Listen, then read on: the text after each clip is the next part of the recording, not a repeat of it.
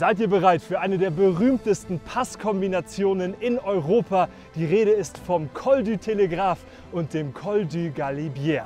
Wir nehmen euch mit auf den 5. höchsten Pass Europas in diesem Video. Wie das Ganze funktioniert und was die Beine nach 2800 Höhenmetern sagen, das seht ihr jetzt. Kommt mit! Gute Info für euch, wenn ihr den Galibier fahren wollt.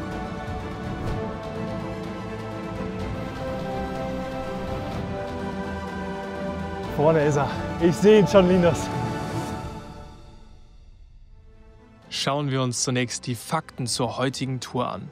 Als ich unseren Frankreich-Pässe-Urlaub geplant habe, wusste ich vorher wenig von dieser ikonischen Passkombination, doch die Tour de France ist schon häufig in den Genuss gekommen. Ob es für die Beine ein Genuss ist, werden wir gleich herausfinden, denn 2800 Höhenmeter an einem Tag treten sich nicht ganz so leicht weg. Wir starten idyllisch im Tal zum Col du Télégraphe, dann ein kleines Stück bergab und nochmal hinauf bis zum Höhepunkt, dem Col du Galibier, den ich übrigens im Video ein paar Mal falsch ausspreche, sorry. Danach kurz runter zum Col du Lautaret und das Ganze wieder zurück. Eine echte Achterbahnfahrt, auch für die Gefühle, das werdet ihr im Video merken.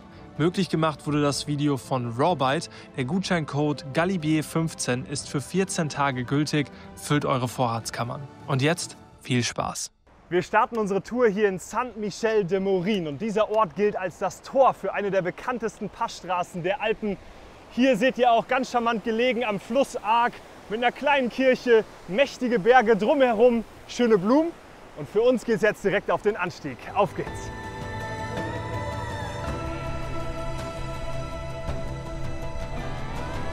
Gerade habt ihr es gesehen, 12 Kilometer bis zum ersten kleinen Test des heutigen Tages, bis zum Col du Télégraphe.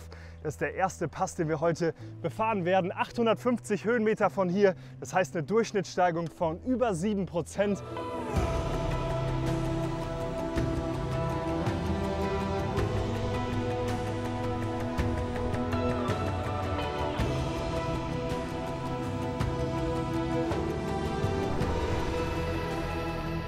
Linus hat mir gerade noch mal auf dem Fahrradcomputer das Höhenprofil gezeigt. Heute ist brutal. Das seht ihr gerade auch mal eingeblendet.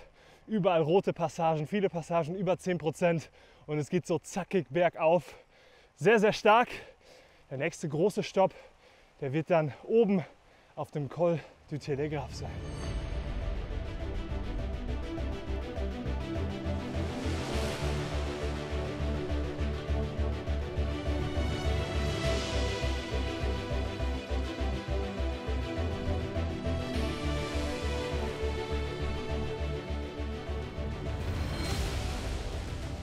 Mal schauen, wann wir die Baumgrenze erreichen. Gerade ist auf jeden Fall schön, dass wir immer wieder die schattigen, satten Wälder um uns haben und gelegentlich so den Blick ins Tal.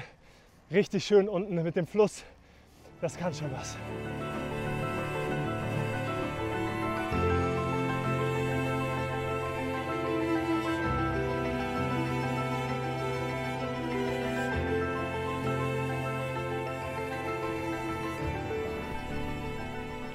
Gute Info für euch, wenn ihr den Galibier fahren wollt. Immer Donnerstag scheint er von 9 bis 12 Uhr für Autofahrer geschlossen zu sein. Und nur diejenigen Radfahrer, die auch saufen, dürfen da hoch.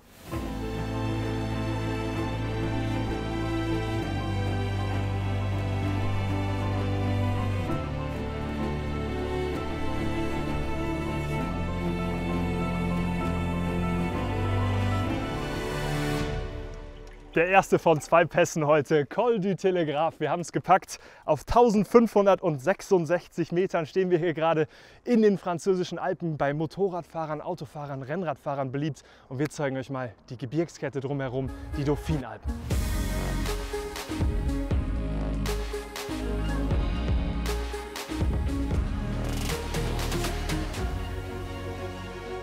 Und wir werden ja übrigens willkommen geheißen, und zwar in Val-Loire. Ich glaube, so heißt der Ort. Der liegt nämlich jetzt hier 400 Höhenmeter runter. Wir fahren jetzt gleich entspannt runter, aber einmal Wasser auffüllen. Hier drüben am Brunnen, das ist übrigens auch ganz witzig, auch in dem Ort hier bekannt, solche Strohskulpturen. Da gibt es ein Festival, wo die gebaut werden. Vielleicht sehen wir gleich noch einige andere. Tipptopp. Cheers. Jetzt erstmal die erkämpften Höhenmeter wieder runter. Boah, sieht mächtig aus hier. So langsam kommen wir ins Hochgebirge. Bum, bum, bum, bum.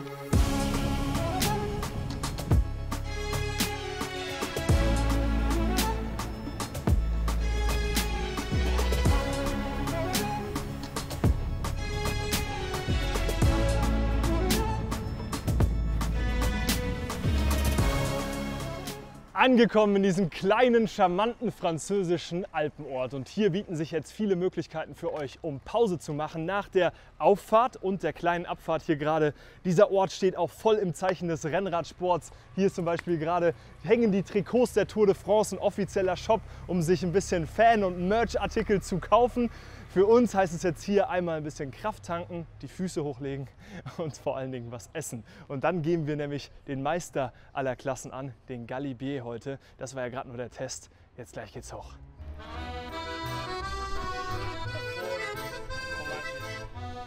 So, guck mal, mit Dosenhalter. Ja, perfekt. Das ist hier so ein bisschen Bergkino.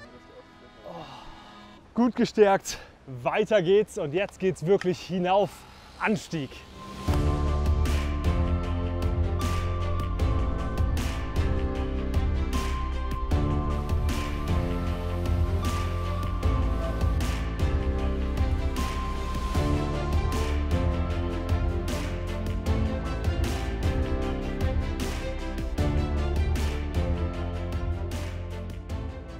Schaut euch das hier an. Wir sind jetzt wirklich final raus aus den Bäumen, kein Schättchen mehr irgendwo. Und jetzt eröffnet sich hier dieses Massiv. Und zwar ist das das Massif de Écrins oder so, Écrins. Schreibe ich euch hier unten hin. Mehrere 4000er Gipfel und so mächtig hier oben unterwegs zu sein. Unglaublich. Schaut euch das an.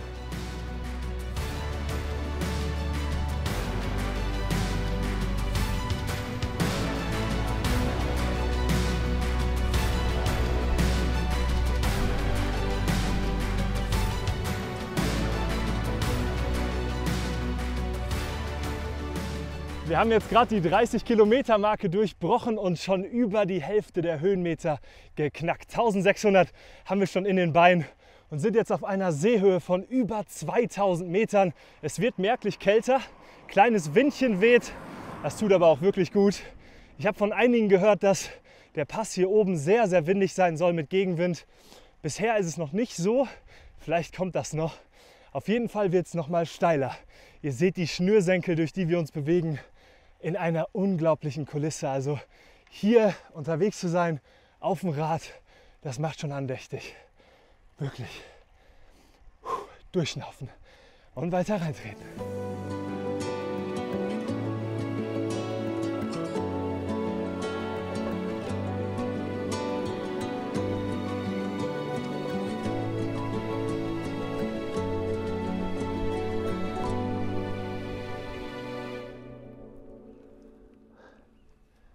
Schattiges Plätzchen. Also wir brechen heute absolut keine Geschwindigkeitsrekorde, aber das muss auch überhaupt nicht sein, denn hier gibt es so viele Möglichkeiten, mal kurz ein schattiges Plätzchen zu suchen und vor allen Dingen hier die Berge zu genießen.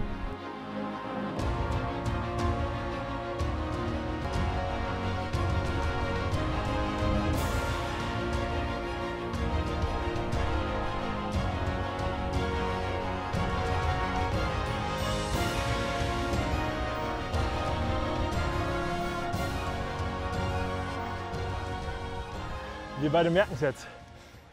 2000 Höhenmeter in den Bergen. Zwar auch 2100 sogar Höhenmeter in den Beinen. Und das in der Hitze. Da vorne ist er. Ich sehe ihn schon, Linus. Guck den Gipfel dahinter. Das ist ja unglaublich. Ey, wie so ein kleines Kind, ja, wenn ich hier durch die Gegend fahre. Aber ich finde das so gewaltig. Kann es echt nicht fassen.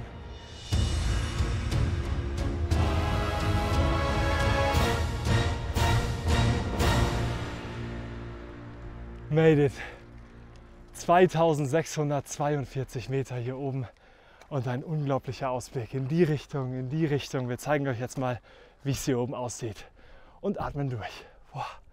Linus. Check. Bam.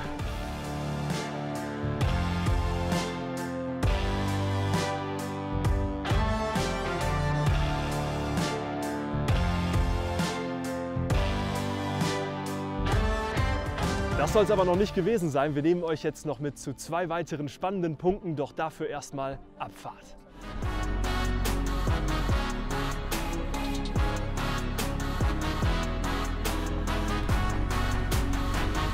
Hier kommen wir am Denkmal vorbei, und zwar für den Begründer der Tour de France. Ein Journalist, der damals sich gedacht hat, okay, wir müssen mal eine krasse Tour aufbauen, und heute ist sie eine der großen 3 Touren im Rennradsport. Ein Wahnsinn. Und übrigens vor 2 Wochen oder 10 Tagen ist die Tour hierher gefahren, und man sieht auch auf den Straßen noch ein paar Markierungen davon. Weiter runter.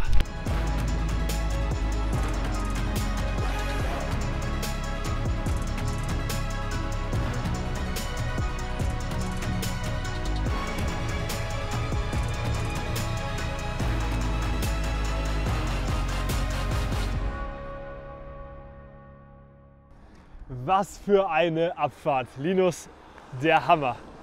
Da die Sonne, die geht leicht unter, wir sind runter gecruised. Das war jetzt schon der Wahnsinn. Wir sind angekommen hier am Col de Lautaret, und hier habt ihr jetzt die Option, auf der einen Seite in Richtung Briançon zu fahren oder nach Grenoble-la-Grave, das liegt hier runter.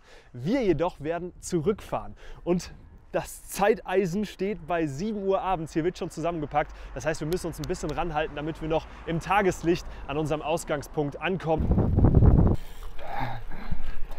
Beautiful.